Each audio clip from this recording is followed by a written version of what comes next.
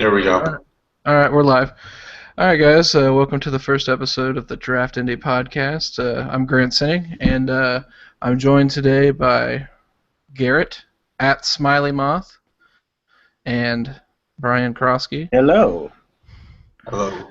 So we're gonna get this started. I think this is the first time these guys have been on podcasts. I've been on a few before, so we're just gonna try and give it our own little spin. What we're doing at Draft Indy right now is hopefully everyone has been reading along to the State of the Union series. We've had some limited readership with that. It's still getting dwarfed every day by the Tyler Varga article, which did get almost 80 views on Sunday after the game. Is that right? I'm almost at 2,000 with it. Oh, are you really? Almost. That's probably literally double everything else. I would almost everything else I combined. made a bunch of game. I made a bunch of vines of Varga after that game, and I keep hoping they'll go viral. We just need to continually update that article. I want to put in that article. So whoever is reading this 10 times a day, please email me. I want to know who you are. Because I mean, every time I check it, it'll be homepage, 4 views, Tyler Varga, not your average Ivy League running back, 22 views. I think it's been steady on 25 views per day. It's just absolutely ridiculous. And they're all I wish you could see the breakdown, but they're all North America, so someone's sitting in Connecticut right now what did they say about my running back from last year? Giving the people what they want. Hey man, that's what we do here at Draft Indy.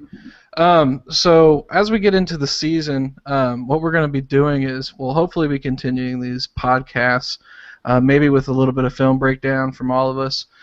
Should be a little fun, and then we're going to continue on with we're going to continue on with player breakdowns. We're going to do, I think, an article after every game, probably come out on Monday or Tuesday, where we kind of just talk about the game, maybe talk about the rookie play, and then, like I said, after the season's done, that's when our work truly begins. We'll have a lot of stuff coming out. We haven't really got to that yet, but there'll be some cool stuff going down, and we got some other stuff. I think James is about to come in here, but we got some other stuff coming up. It'll be pretty cool. I do know that I am going to be looking to upgrade the website at some point. I did not know that. Yeah. Let me see if I can get James in here. Someone sent him a message saying I sent him emails to his Gmail. He says I think he said he figured it out. Okay. All right. So he'll get in here. But anyways, we've got that going down, and so now we're just going to kind of get into some general reactions so far from the preseason. We're 3 games in. We don't have to really talk about the rookies right now. We can if we want, but that'll come up a little later. And we're bringing in James. James, can you hear us? James. James. James. James. Nothing. Nothing yet. We'll just keep going. I don't know if you can hear us or not, but so I'm going to start with you, Garrett. What has surprised you most so far about the preseason?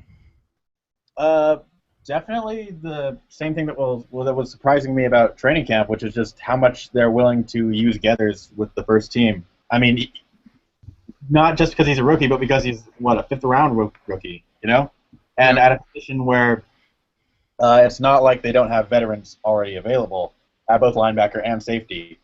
And they're not only giving him reps at the nickel linebacker spot, which we'd heard a lot about in training camp, but also as the high safety instead of often. Oh, there he is, Subject.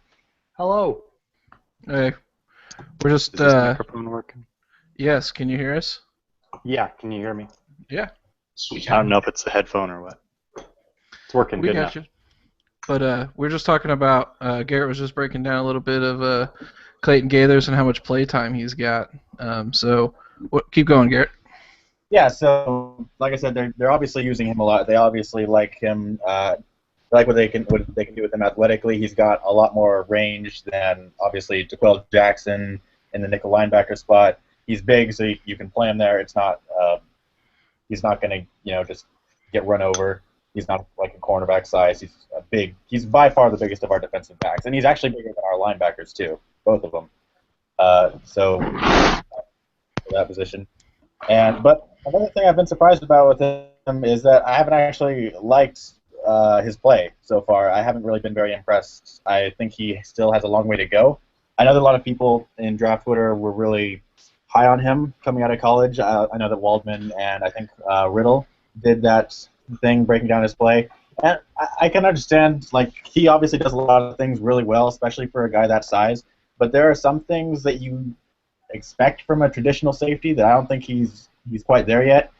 Specifically, when he's playing high, I see his reaction time is not that great. He false steps when he needs to be, getting going, and that's extremely problematic when he's a bigger safety and he doesn't have the elite range that a lot of guys do. And at linebacker, I like him there better than any of our other options. I like him better than DeQuell, certainly, just because of his coverage ability. But he still needs to improve his tackling. We've seen some missed tackles from him this season. Of course, the rest of our guys can't tackle very well either, so it could still be an improvement in that regard. But I'm not a big fan of the idea of. I don't want them to continue using him as a single high safety or just a high safety at all in the regular season. I think if he's going to be on the field in the regular season, it needs to be at the nickel linebacker spot. He needs to be covering running backs and tight ends because that's what he can do really well right away. And anything else, I think, is going to be asking a little bit too much of him right now. Yeah, I totally agree. I think that if he stays, I think it's. I mean, what do we see with the Dion Buchanan in Arizona and forget who the Jaquiski Tart that they use in San Francisco. Buchanan. Matt Miller was posting screenshots when San Francisco was going to their nickel. They had Bowman and then Tart kind of there. I mean, I think Dion Buchanan was pretty much not the first, but like he was one of the more popular people like recently to be used in that. So I think that's kind of becoming a more modern trend. Yeah, and that's pretty much the base defense is now like nickel. So they're pretty much it's only one linebacker pretty much now. You're putting another defensive back there who's a hybrid linebacker. I totally agree. I think he's got the speed to cover running backs and tight ends. He's also big to cover tight ends. But yeah, I think you're right. If you put him single high, you're definitely misusing what he's good at. I mean, you're not using him to his strength at all. He's not that guy. He's big, strong, and he's fast, but he's not coverage fast, I don't think. And it's only preseason right now, and we've seen them. So that means that they could be playing him high. Either that means that they plan on him playing high in the regular season, or it just means that it's just in case scenario. So he has experience playing there if an injury happens. That's probably what it is. Because I mean, they've even put Dejon Smith at safety, and he's 5'9", right. Obviously, don't as the long-term answer at safety, but because they're playing these guys all over the field, it just tells me how aware they are of their lack of depth in the secondary. And the closer I've looked at that this season, the more concerned I am. I mean, if Vontae goes down, then we're going to have two guys on the field who are really not starting caliber players. It doesn't really matter. If Darius has to play outside again, that's not going to be ideal. If Toller goes down, he's a replaceable talent anyway, so I'm not too worried about that. But yeah, there's not really a lot of depth anywhere. Dejon, he can play maybe the nickel right away if he has to, but if he's not ready to play outside yet, and we've seen a little bit of that this season. I think he looks a little nervous to me out there. Like in that first play season game, which I don't want to harp on that too much because that was the only time he really got in trouble in that game. But he was playing a little bit nervous. He was afraid of Tavon Austin's speed, and I don't want him to play nervous because that's when cornerbacks give up easy yardage. Yeah, no, that's a really good point. I mean, the depth is an issue everywhere, really. Everywhere except wide receiver and running back, I feel like is in kind of dire shape. Well, I'd say defensive line. I like that defensive line. I think it's improved over last year. My issue is Corey Redding's pass rush is going to be missed so much, and I don't think Henry's definitely not there yet, and Kendall Langford's not that guy. Nope. But that'll be interesting. So let's bring a question to James. Hey James. Hey guys. Hey. So we're just doing a little preseason reaction right here. What's something that surprised you about the Colts as a whole right now? I've been pretty impressed with the new guys on the defensive line, especially Langford. He's been playing pretty well. He's more of a run stopper. He's not going to be out there, rushing the passer like Redding was, but he's been getting some good stops on the run game, and you can definitely see that going back to the 5 tech is working for him compared to playing in St. Louis. Even though he's not playing with the same defensive line now, he's making more stops than he was the games I watched of him last year. But yeah, the depth there is the one spot that I actually feel like they have depth. Outside linebackers have been really bad. I don't know what Trent Cole's doing about half of the time. And inside linebackers are bad, pretty much. Unless you run straight at DeQuell Jackson, there's not much that he's going to stop. No, that's true. Well, here, hold on. Let's little debate here. I was going to say Garrett's tweeted some stuff about Trent Cole here. It sucks that you brought this up because it's going to look bad for my friend. But I was tweeting yesterday, I guess probably just to partially humble myself because this rookie class that we were all so high on has looked pretty good thus far. There's been a lot of positives. But Trent Cole was a fun guy. I wasn't expecting to come here, and I didn't think he was going to do anything. I didn't think he was that good toward the end of last season, and with an aging player, that's something definitely to be concerned about. Yeah. But he surprised me. He just looked a little. I don't think he's been making big mistakes, and especially in this last game, which admittedly came against a really a very poor offensive line. He was making a lot of pressures. He almost had 2 sacks if Foles hadn't Yeah. Foles doesn't like to hold the football. So yeah. To be fair, that with the caveat that was only done. I only watched the first quarter of that game so far. So apparently, I saw the Pro Football Focus grade. So apparently that was a good game for him. But I didn't. Was it a good first game? First two, I didn't think he did very well. But they don't need to do really well. We don't need him to be beaten one-on-one all that much. Just the way that they scheme it up. They haven't had that guy last year, and they did pretty well with pressure for the games against bad quarterbacks.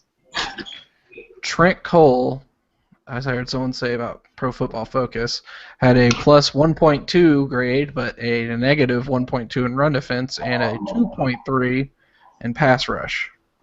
So if anyone, just give me a second. All right, I'm gonna mute you. Oh, you got yourself. All right.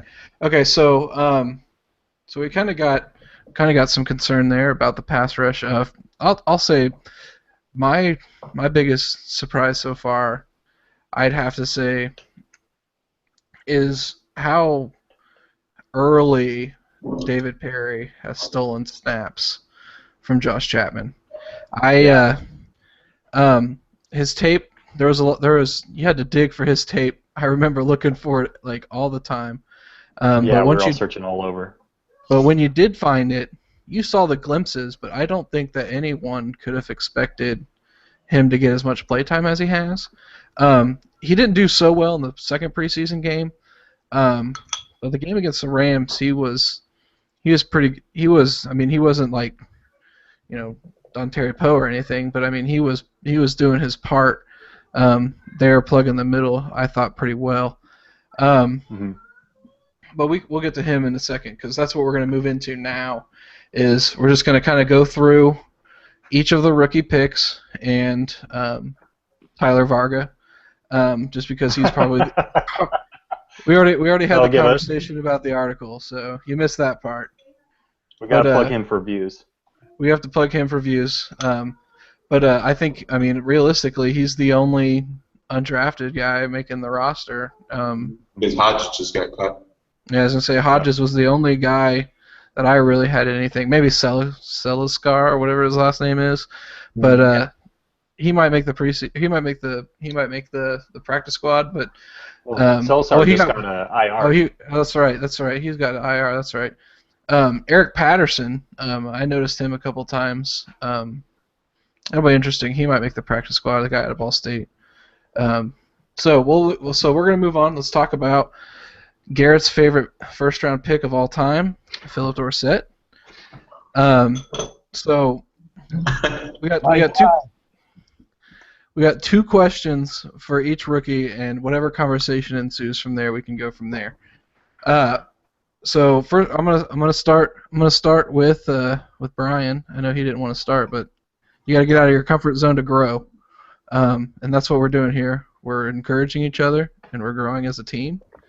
Okay, so what do you see Philip Dorsett's role being on the team is, and what do you think we can expect from him in his rookie year? I mean, I think we're all pretty clear. It's pretty clear he's either going to be number 3 or 4. I think Moncrief still gets a couple more snaps than him, just because I think he has a little more gel with Luck, and I think we've seen that sometimes this preseason, especially at the end of last postseason, where Moncrief really started to step in more. Obviously, they weren't giving as many touches to Wayne or Nix, but I think it's almost 3A, 3B if you want to go Moncrief, Dorsett. But I was actually surprised how much I liked Dorsett this preseason, how much I liked him on the sideline, on the edge. I thought he was going to be mostly slat, but I was impressed with his route running from that point, which was one of my biggest knocks on him when he came out, because I saw him as like a late second-round guy, because I didn't really see the whole route tree. But I really liked seeing that from him so far. So, I mean, injuries are always going to play a part. I know we were talking about this in the group chat before. Like, we don't know who's going to get injured. But if it happens, I think he's obviously a very reliable secondary target for our offense. And I'm thinking 40 receptions, 600-700 yards, and maybe like 3 or 4 touchdowns. I don't think a lot in the red zone. I kind of stumbled across that number today. I was like looking at some stats trying to think, but I think around 40 receptions is good.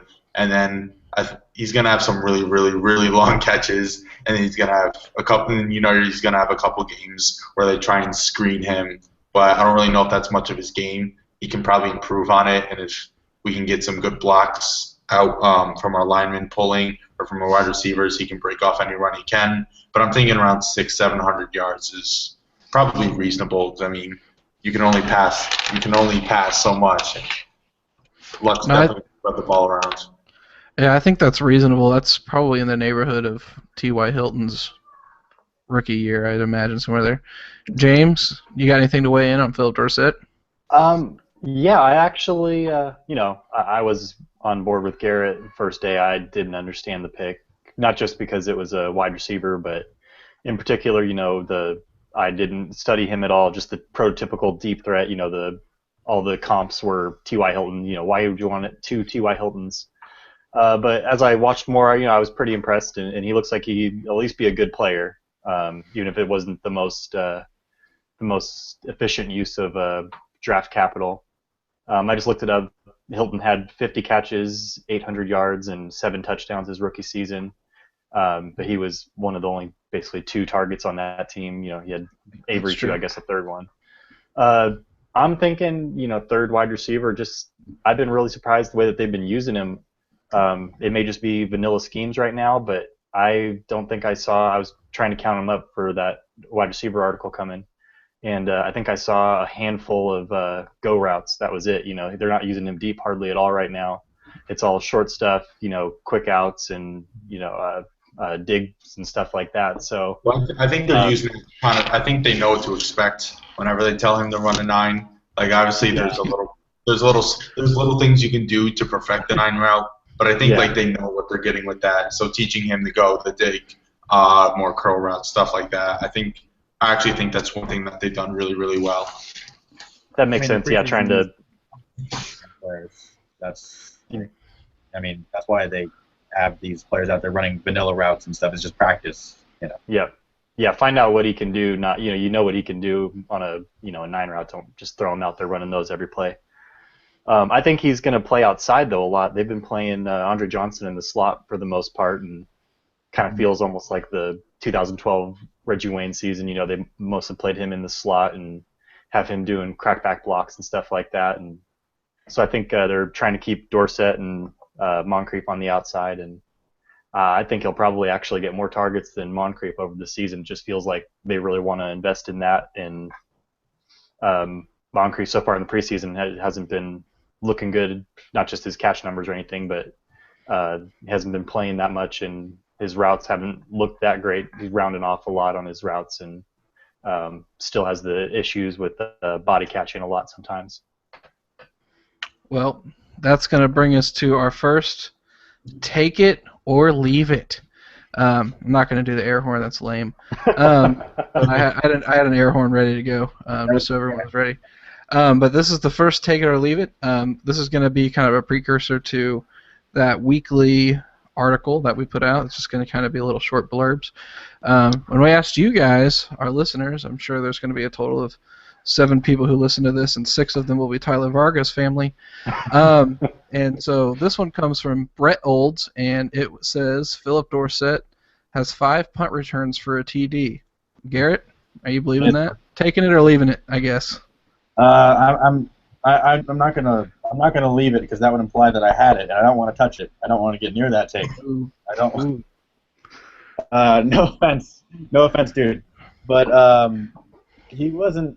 I know that he's this. We think of him as this Deshaun Jackson kind of guy who, he's got all the speed, all the agility and stuff, but he was really not a dynamic return man or very much of one. Even in his college days, which is when punt returns actually matter.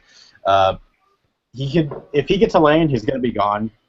Same like Ty had that one his rookie year, I think against Buffalo or something. He had that one return touchdown. You guys remember that? Oh yeah, the one. Obviously, that was towards the end of his punt return career when they realized that he was way more valuable than that, and they didn't want to risk him on special teams. I honestly don't think that they really know what they're doing as far as a return man goes right now, because they had Moncrief trying it last year. He's another 4-3 whatever guy. They figured maybe he'll give us a spark. They've tried throwing Carter. They've now trying to Dorsett as well. Really, honestly, and I think they're all not long for the job, one way or another. He's not going to get 5 punt return touchdowns. I'm sorry, he's not. Hey, that's what we're here for. That's why they're hot takes. James, take it or leave it real quick. Oh, man, I don't know about that just because I watched him, he returned a few punts in college that I was watching, and I didn't see anything particularly special. He doesn't have a lot of wiggle to break away from tackles. So, he's got a lot of speed. If, you let him get the edge or he's got a wide open hole down the middle, he can run straight there, but I don't see much punt return ability. I actually don't think it's even a good use of him back there. If you're going to have him just fair catch, might as well just throw Whalen out if he makes the roster or whoever. Don't really see much use there, and putting him in danger for no reason, and I don't think he's going to provide much there. Brian, one word, leave it. All right, let's move on to Dujon Smith. And Dujon Smith's interesting to me. Okay, I have to explain this. I wasn't as big a fan of his coming out as a lot of people were. Then again, I didn't watch a whole lot of cornerbacks. I respect the decision to draft a cornerback because, as we alluded to earlier, the depth in the secondary is one Vontae Davis injury away from having one of the worst defenses in the league. So I respected the decision, but what we've seen in the preseason games and what we heard out of training camp, what I saw out of training camp, I was the only one out of us who was able to make it. He is lagging a little behind. I will say, usually when he is practicing against our wide receivers and our backup tight ends who are admittedly fairly decent. But he does seem to get. I just feel like he's tracking very well. Um, he could be, I would say, maybe overly aggressive, um, which is interesting to me because I didn't see that coming out. But I'm gonna take this one to Garrett. Garrett, what have you seen from Dujon so far? I will, while I'm still much more optimistic than I think you and some other people are about his career long term, I will admit that he doesn't look quite like the same player I saw in college. I mean, he was. That's always true because you get a higher level of competition and everything else just changes. But yeah, he's like I said when I was talking about the Tavon Austin and just in general, he's playing a little bit conservatively. And to be fair, I mean, I don't really want to draw a lot of judgments about him because we haven't seen him. Sorry, someone just walked in.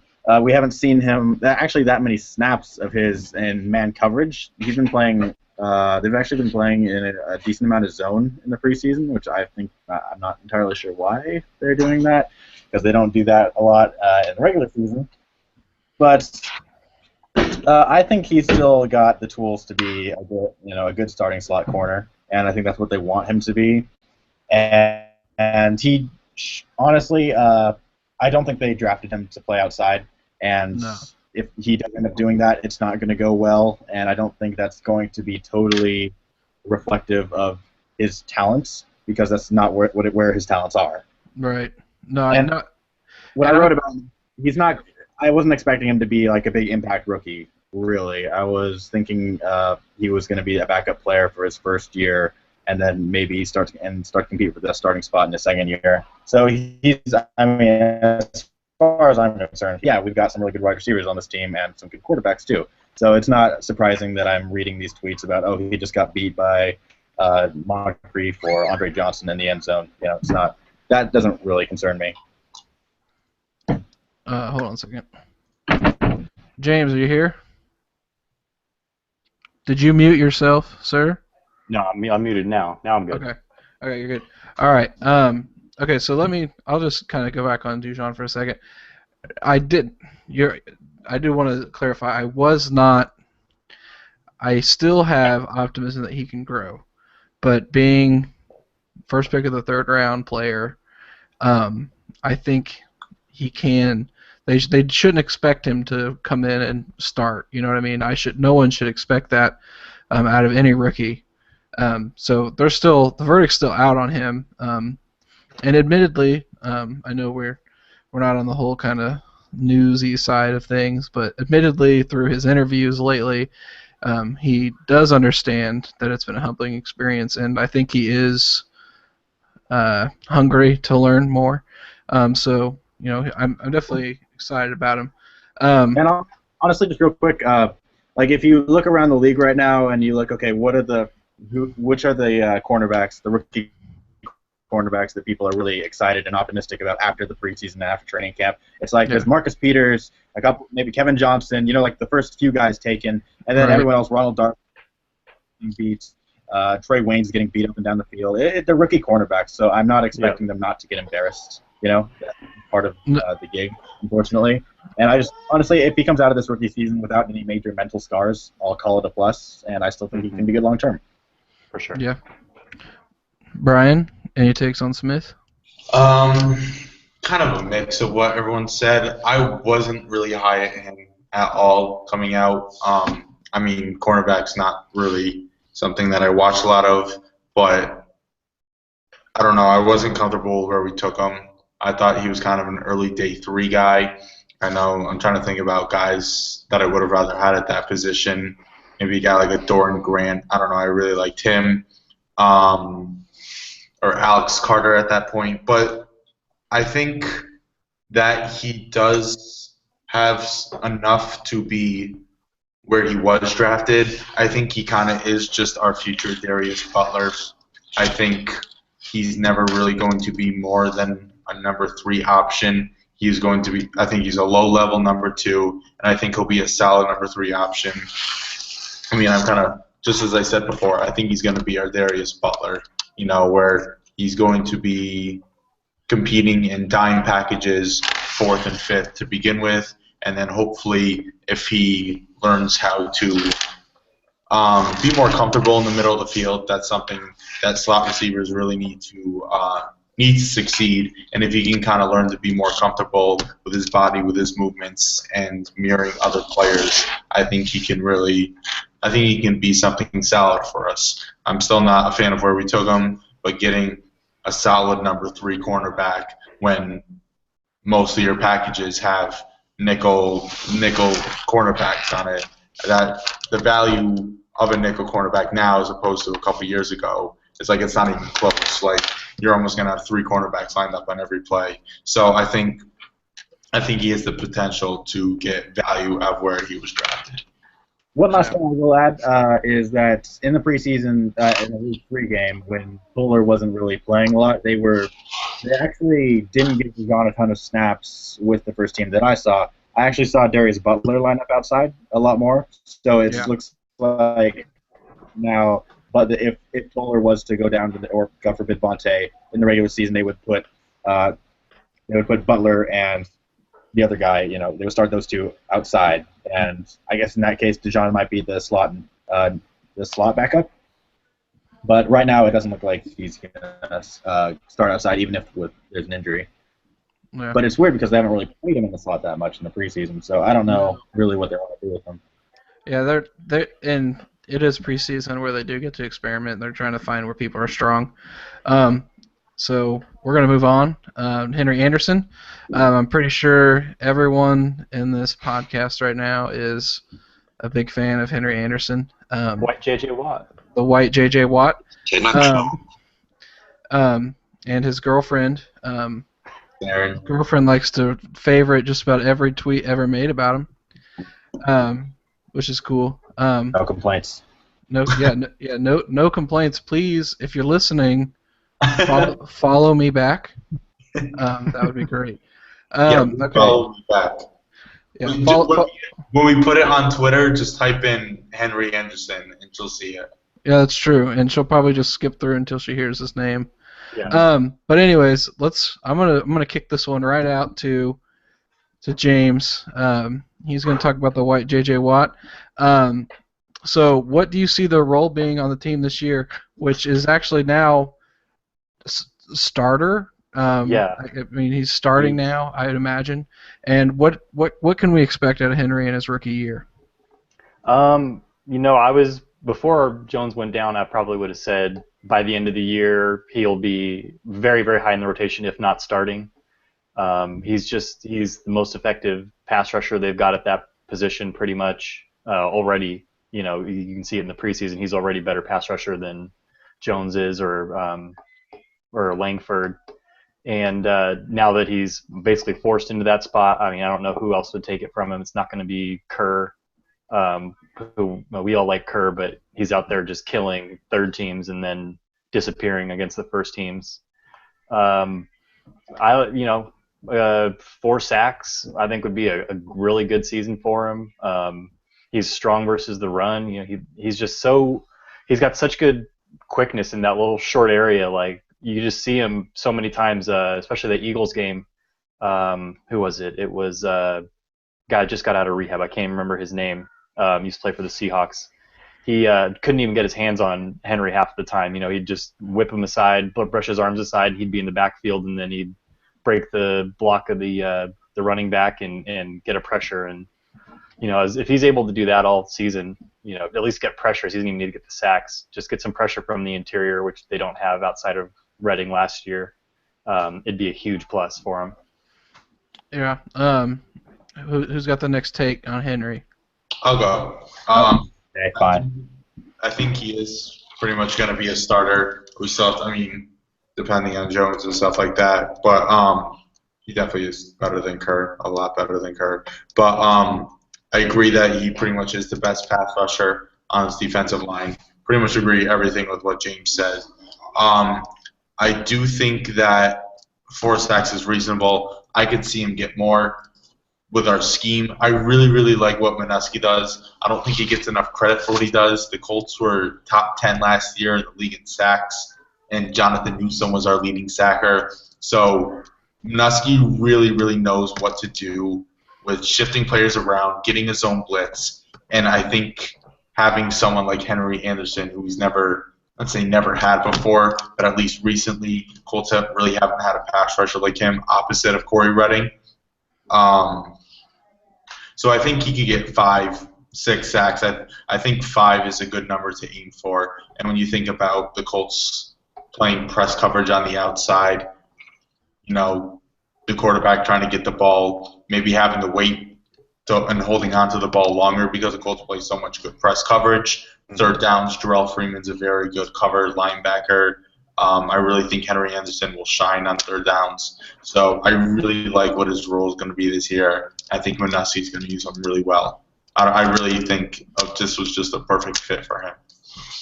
Yeah. Garrett? Yeah, I agree. I think he's going to do really well. I'm not going to predict sack numbers because those, if you're lucky, you could end up with 6 in your rookie year. If you're unlucky, you could end up with none. But I think he will get consistent pressure and penetration, which is all I really want from him. Like, I don't need – people have been saying, they watch his college tape, and this was a problem there too, and in the preseason it's shown up as well. He ends up on the ground a lot, so he doesn't finish a lot of plays. He doesn't end up putting the quarterback on his back or wrapping up the ball carrier. But if he's getting into the backfield, if he's disrupting the play that much, then honestly he's doing his job, and I don't really care if he's on the ground or not. Right. And really the problem is that our linebackers are not cleaning up these plays that they need to be cleaning up, because that's where sacks are supposed to come from. That's where the tackles for losses are supposed to come from in our team, where we're not playing 4 down linemen, we're playing 3 or 2 in the nickel. And the linebackers, they need to get into the pocket or in front of the ball carrier and bring him down. So I'm not worried about Henry's stat sheet so much, as long as he continues to get the kind of penetration that he has been getting in the preseason. Yeah. For me, Henry, I feel like it was inevitable when he would start. It wasn't a question of if, it was when. Yeah.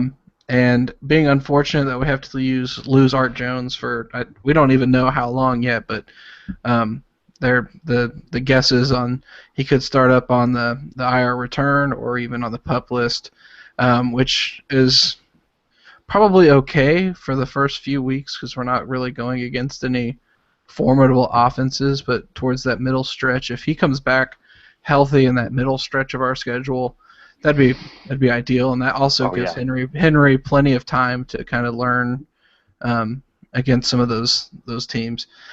So we are taking way longer than schedule, so I'm just going to keep us going to Clayton.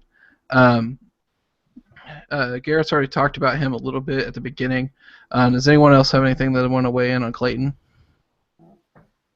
I'll jump in there. I haven't seen much of him. It's kind of hard to gauge too much how he's playing without all 22, because I can't see him in coverage as soon as they snap the ball, he's off the screen. But I like him coming in nickel downs, coming in and trying to run stop, but he hasn't been living up what we kind of hoped. But I'm okay with him taking a while to develop. He was the one that was probably the most raw, needed to improve the most in order to become a starter. But I still feel good about his chances being able to cover tight ends and running backs out of the backfield once he gets the chance. But in the meantime, they've got 2 good safeties back there. I'm liking Dwight Lowry. He's playing pretty well. Yeah. The worst that you can say so far is he's been solid. And that's a good spot back there. Yeah. He's been pretty solid, so I'm not even worried about we're not in a rush to get him back there unless one of them goes down. So I'm okay with him taking a year learning, just getting in on passing downs, playing the big nickel basically, and I'm excited. But yeah, we haven't seen enough, especially, but not anything good yet, really. Yeah, and I know this is a little off topic of the rookies, but I said it when we signed him. Dwight Lowry, he's not Earl Thomas, but he's definitely not LaRon Landry either. Yeah. Which is fine. You don't get blue chips everywhere. If you can get that average guy to come in and play for a year or two. That's all you need. And Dwight Lowry, I mean, no offense, bro. I mean, you're right there in that average territory. But that's okay. And he complements Mike Adams very well. And I think if either Adams or Lowry did get hurt, it'd be interesting to see where they'd go. It'd obviously be Clayton, I would imagine, or Winston Guy, superstar. Yeah. And we'll see. Hopefully he gets cut on Saturday. But we'll see about that one. Brian, any takes on Clayton, or can we move on to David Perry? Just quick. I did really like him coming out of UCF. I liked a lot of it, just the games I saw of him. I think he played really well. I almost thought he had some potential as a back-end safety. Like James says, you're not really able to see everything with him, especially the mental process, which I value a lot in safeties because that's like the first thing I look in them at the point of snap. But I'm really looking forward to him and Jarrell Freeman being our two cover linebackers on third downs. I think that's really going to be a good recipe for success. I know I've said this before on Twitter, but the Colts were pretty much the best third down defense last year. They're 0.1% behind the Bills. And so when you replace DeQuell Jackson with a cover safety or with a safety playing linebacker, I think that's going to be another recipe for success. And when you add better pass rush, better D-line, I really think Gathers can do well in that role, but I'm not ready for him to play back-end safety yet. I don't know if he ever will in his career. He looks the part of an in-the-box safety, but I think he's going to be in the right role, which is why I'm saying this rookie class is going to be very successful, because if they're put in the right role that they should be out of college, I think that's where you determine success and where you define success. Yeah. Hold on a second. Okay, so let's move on to David Perry. I'll start with David Perry. Like I had said earlier, very surprised that he has already started to take snaps at the ones. It's interesting. I think it was Garrett who was saying, or maybe Kyle or Michael's account, whoever. When lined up at the zero tech, he is not nearly as good as if he's lined up in the A gap, and I think that's very accurate. I think that the way he moves lends itself more to shooting a gap than bodying a center head to head. And that's okay for now. He is out of college, so he is going to go through NFL strength and conditioning over the next few years. He can get stronger. I'm not saying that he's weak, because you've seen him move some grown men in the past couple of weeks in the preseason. And like I said, I'm really surprised. Really surprised with his play, and I'm guessing that he's going to be a mainstay on the defensive line in the future. Chap's deal ends, I think, this year, and unless they can get him real cheap, I don't see a reason why they would want to bring him back. I mean, like everyone, if you read my defensive line piece, you know I'm a big fan of Chapman. He unnecessarily gets hate. Everyone was ready for him to jump in there and be a 900-pound safe and toss people around with one arm, and that's not his game. He's a run stuffer, and he's pretty good at it. And that's what we need that, and I think David Perry actually offers more of a pass rush. While he still can hold that nose tackle spot, I think he's more of a 1-2, maybe 3 tech kind of guy, and that's okay because we play 4 down linemen quite a bit. So I'm not going to give any sack numbers on him, because from his position, getting 1 or 2 would be a successful season. Yeah. But I'm going to throw it out to Brian. Do you have any takes on David Perry? Actually, I didn't know that Chapman's contract runs out at the end of the year. I do like him as a run stuffer. I can't hear Brian. Can anyone hear Brian? I can hear him. I can hear him. You guys can. Can you hear me now? Yeah, okay, sorry. I can hear you guys now. I just said I didn't know Chapman's contract right now at the end of this year, but I do like him. I think he is a good run stuffer playing nose tackle. In a perfect world, I would like to resign him cheap. I think we could rotate him and Perry very well. I think nose tackle rotation is something that people don't often talk a lot about. Overall, just defensive line rotation and how valuable that can be, especially with people that size. You don't want to run them every snap. So that's why I think Chapman and Perry play well off each other. And I think Perry is more or less the guy moving forward. Because although Chapman's a good run stuffer, the market you can kind of find cheap, just zero tech run stuffers pretty cheap if they're just that one-dimensional guy. So I think Perry is the guy moving forward, and I really like him in a rotation, especially him next to Henry Anderson, which is just great. Yeah. James, Garrett? James Garrett. Anyone? Okay, Take? I'll go. Yeah, I've really been surprised at Perry. All these late round guys, they keep showing up. I wasn't expecting Perry to show up like he has. I wasn't expecting Gathers to get as many snaps as he's been getting. I wasn't expecting Josh Robinson, who I really liked, to make the kind of impact he's been making. So it's been obviously really positive for this class. And the guys, and like he said, Josh Chapman, who is ahead of Perry, is not in himself like really a bad player. He's maybe a bit limited, but I think Perry is too, just in a kind of a different way, which is good because in a rotation you can put them in the right situations. They can complement each other. Yeah, it's nice. Perry's kind of a weird looking for a quote unquote nose tackle. He's 6 foot. He's a little bit if that on the small side, I guess. I don't know how much he weighs now, but he's not going to look like really Vince Wilfork ever, and we don't really need him to be, honestly. I think he's going to continue what he does, and it's really cool that he gets to play next to Henry Anderson again, because at Stanford they were really awesome together. They call it the party in the backfield when those two were playing together, because everybody was coming.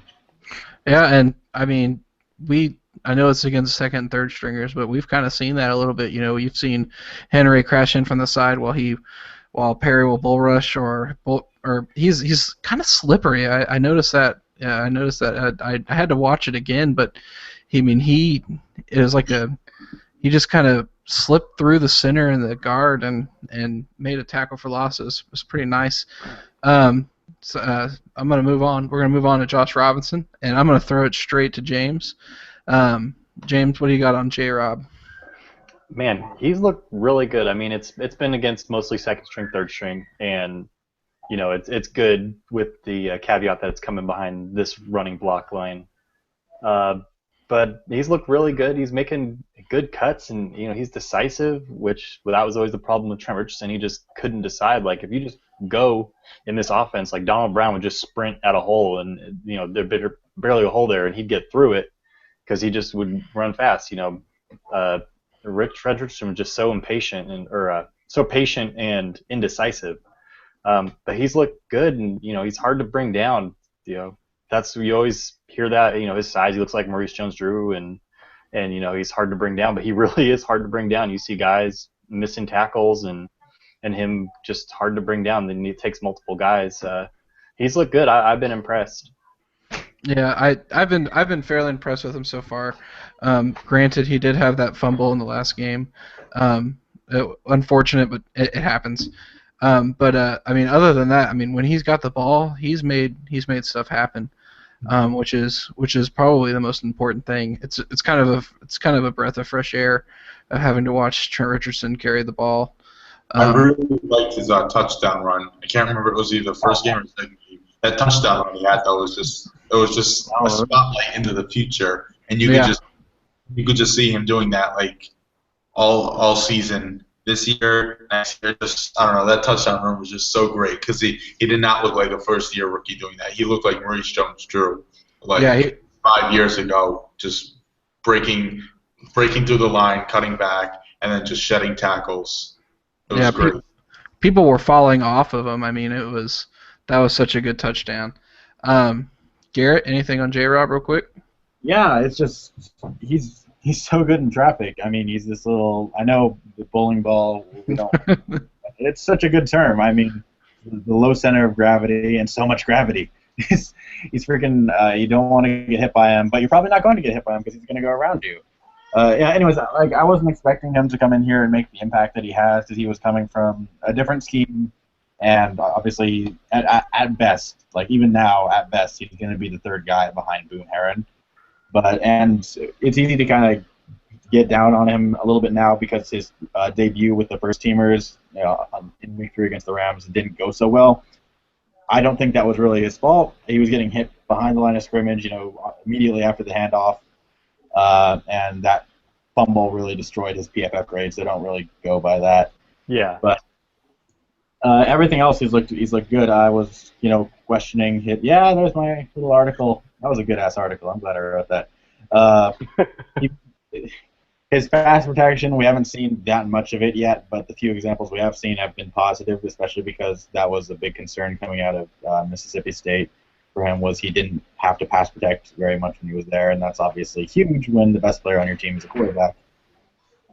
So yeah, all that has been extremely positive from him, and I hope he's the third guy. I really do. I think he will be. I don't think that Ballard or Tipton or anyone has shown anything to make.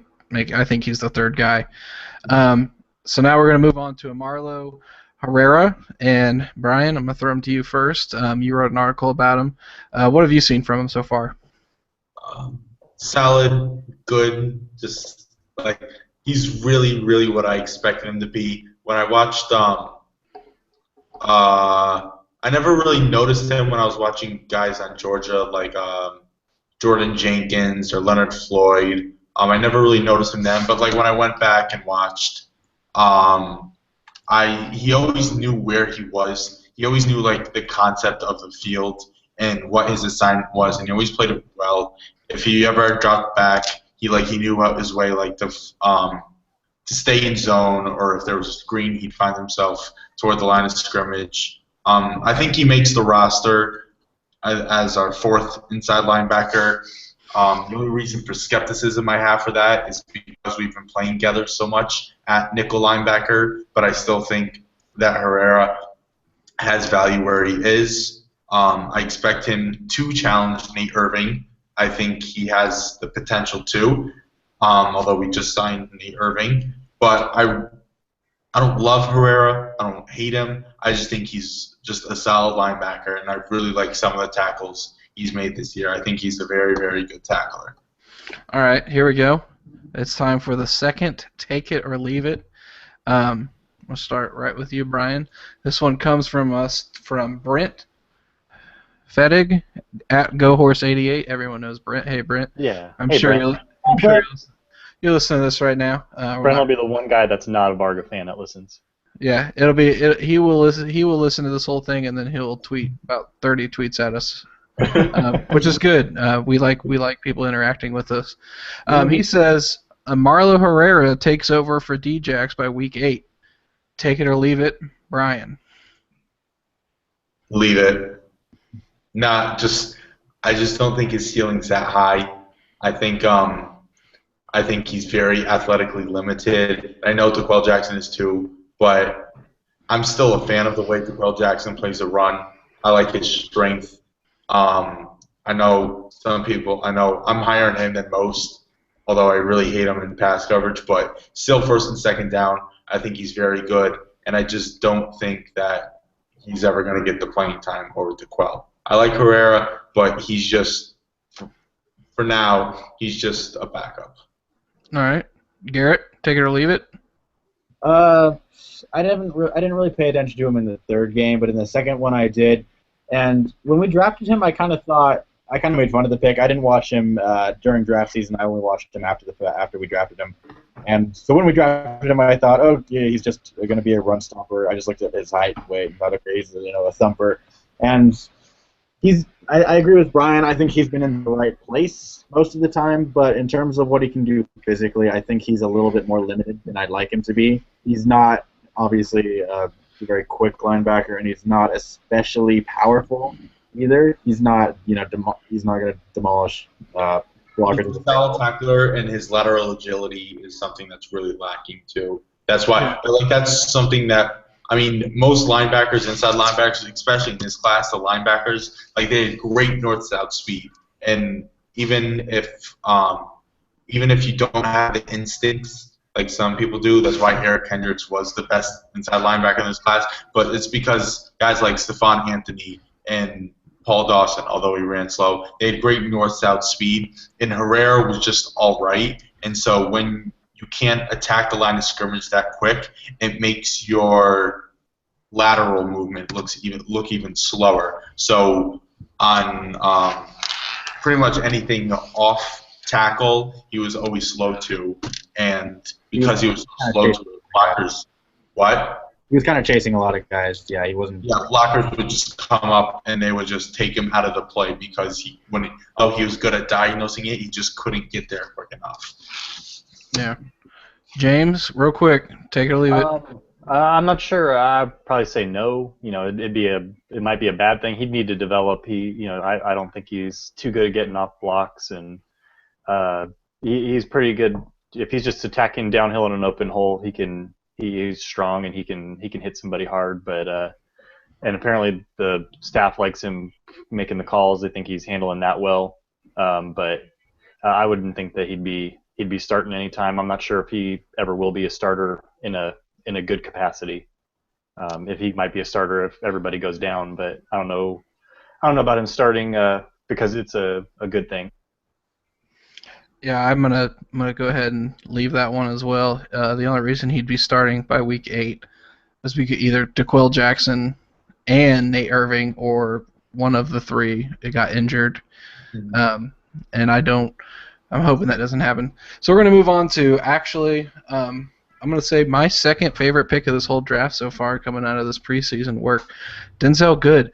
I watched him very heavily against the Rams. I think Gregson might have not stolen this guy, but obviously no one knew who the hell he was. But I think he picked a good guy here. His footwork was really good. He keeps some leverage. He pushes well. He sets his feet. He can anchor. His hand placement is really good for the most part.